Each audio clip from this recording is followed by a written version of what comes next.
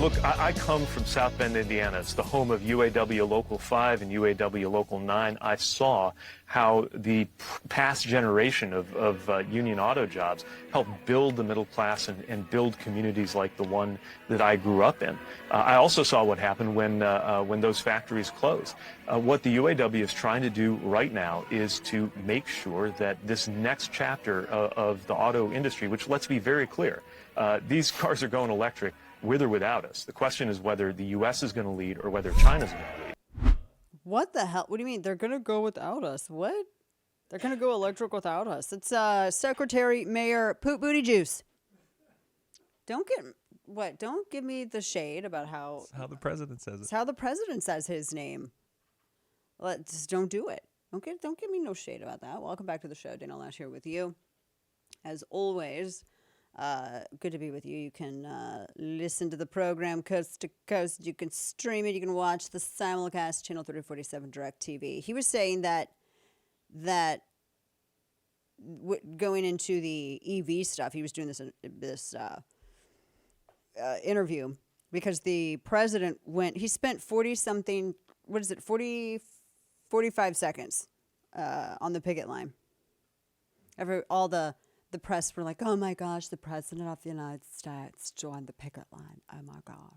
For like 45 seconds. Okay.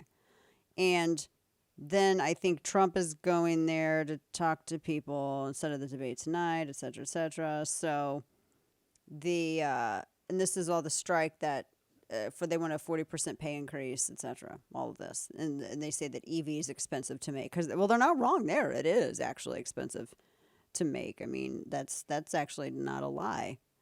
But what Secretary Mayor Newmont, former Pete Buttigieg, is saying here, he couldn't answer really the question because people aren't, and this is something this is how it was basically presented to him. It's like people are not buying the whole entire approach going into EVs, going into electrification. And they're putting so much on, and they're incredibly expensive. To say nothing about the expense of it all, and to actually manufacture them, it's incredibly expensive. We don't even have the infrastructure to be able to support everybody going electric. And I mean, I don't know how he thinks that they're all going to go. I don't know how he thinks they're all going to go electric. I mean, if they're, I like how, what was it, Senator Kennedy from Louisiana had asked before, if they're so popular, how come people got to be paid to drive them and buy them? I mean, that's true. That's incredibly true. But he also said this, and I thought this was, I'm going to pull this up, because this is going to come, all this is going to come up in the debate tonight, the Republican primary debate. This is, okay, audio soundbite 11. He was trying to explain why China has the monopoly and the distinct advantage, and we don't. This was so stupid. Listen to this. Well, this is another example of creating or contributing to a problem and then trying to play politics with it. Look, this technology is happening. It is coming. It is coming no matter what. The problem is that China was able to build an advantage during the Trump administration because the last administration didn't take the steps that were needed in order to make sure that EV revolution was American-led. What? Oh, so just like in the last... So that means that, that was just then, huh? It only happened during the Trump administration. China had no rare earth elements, and they had no process or manufacturing ability to turn the rare earth elements into usable materials that can be put into batteries, chips, et cetera, et cetera. It's like, tell me that you have no idea how this whole industry works without telling me. That's it. Here's the issue with this is that the claim that somehow the last administration made it easier is just not that's not truthful. I mean, that's hysterically not truthful because the administration rejected the agenda that actually was going to make us as dependent upon China. More so, actually, let me take that back. More dependent upon China than we were even on OPEC for energy because that's what it is. That's what's happening. You have this green energy transition that people act like is somehow, it's green. It's great for the planet. Look how much we care. We care about renewables. And absent from the debate is the renewable quality of oil and gas.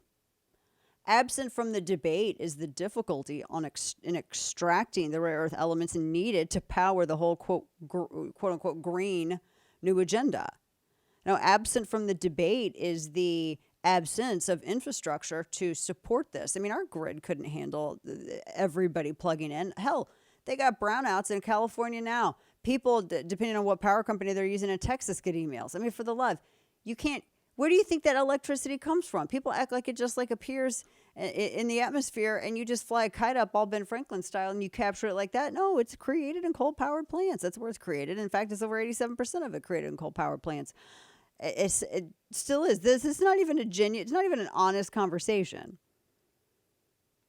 I mean, just to dive in, and we've talked about this before, the research that goes into the rare earth elements and the metals mining and all of that, if you compare that with the fossil fuel extraction, there was a report that came out just a week or so ago that looks at the impact of transitioning to green and the ecological damage that's a consequence of it compared to that of 150 years of drilling and mining for fossil fuels. The study gets into it looked and found that 23 million people worldwide, including 6 million livestock, over 16 million acres of irrigated farmland. There's like 300,000 miles worth of rivers have been contaminated by the rare earth element mining, the toxic byproducts of this, which seeps into the water. This is what, obviously, again, electronics, solar cells, the wind turbines, all the batteries, et cetera, et cetera. And so, we've talked about some of this before. We also talked about how, I think it was like 29, maybe it was 2019 or before then. It was before the 2020 election. ABC did this piece. It was like this big investigative a piece on the 20,000 kids that were hand mining cobalt in the People's Democratic Republic of Congo. And that's the same cobalt mine that Hunter Biden's Rosemont Seneca firm helped facilitate. They acquired the mineral rights of that mine for China. So China ended up acquiring the mineral rights of that cobalt, the biggest cobalt mine in the world. Not a lot of people in the media have been talking about that. Interesting. But the study was published in Science, and it was led by a researcher at University of Lincoln who looks at spatial ecology, et cetera, threats to global water supply. And they said that in the study, they developed a new database supported by on-the-ground testing, which shows all the rivers and floodplains that have been contaminated by the industrial processes to get out the rare earth elements across the globe. They said that North America is affected, not so, and South America is super affected. They were looking at China. I mean, China's some of the worst. China doesn't have even labor protections, environmental protections. Like one electric car requires 6 times more metallic and mineral materials than a regular combustion engine car. That's according to MIT's university, their team of researchers. That's the MIT Environmental Solutions Initiative. They were looking at green technologies like turbines and electric cars. They said that they require more mined minerals than the fossil fuels infrastructure. And of course, more mined minerals means an offset of more damage to the environment. And that the heavy investments in initial overhead, they were saying that, it dwarfs what you're putting in for fossil fuels. It's crazy. It's crazy. And we have way cleaner extraction methods. It's also a lot more difficult to even get all the rare earth elements out of the earth. That's the other thing.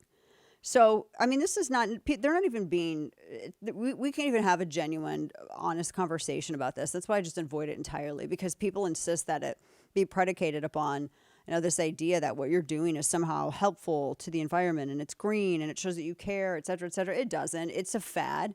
It's posturing, it's virtue signaling. It just means that if you want an EV because you like the technology and you like how fast it goes and you like all this other stuff, no judgment.